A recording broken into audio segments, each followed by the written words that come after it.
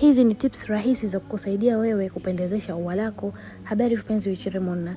Leo nimekuja na hizi tips hapa kwa ajili ya beginner. Kama wewe ni beginner unajifunza kuchora henna, jitahidi usikose hizi tips kwenye mazoezi yako.